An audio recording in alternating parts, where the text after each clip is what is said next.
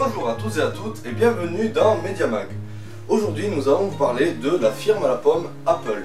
Ces 10 dernières années, la firme de Steve Jobs a su se hisser parmi les tops médiatiques mondiaux.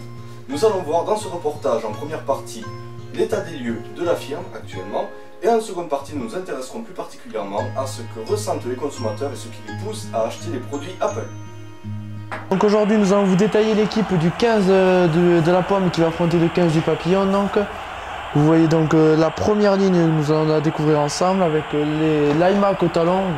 Bonne expérience quand même, l'iMac qui commence vraiment à faire son trou, avec entouré au pilier les deux frères MacBook, très bon aussi. Ensuite en deuxième ligne nous avons donc les deux cousins iPod qui sont très bons, de très bons tamponneurs, avec l'iPod donc Nano et l'iPod Touch. Ensuite troisième ligne pour l'impact, aller dans la cocotte. Nous avons FaceMash et iTunes Ozel face et Apple TV en numéro 8 au centre.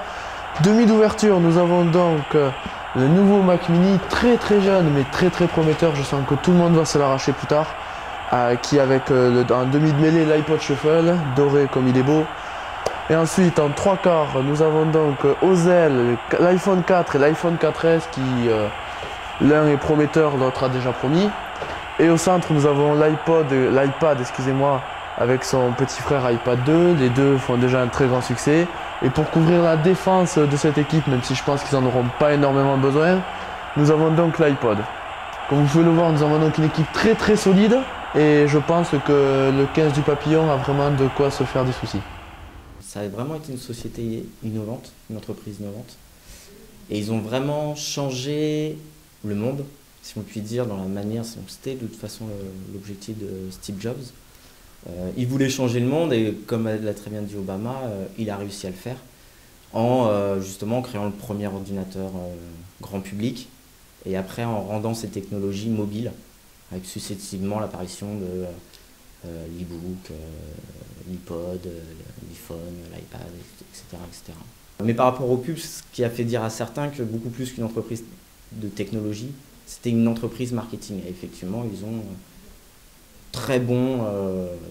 des très bonnes campagnes marketing.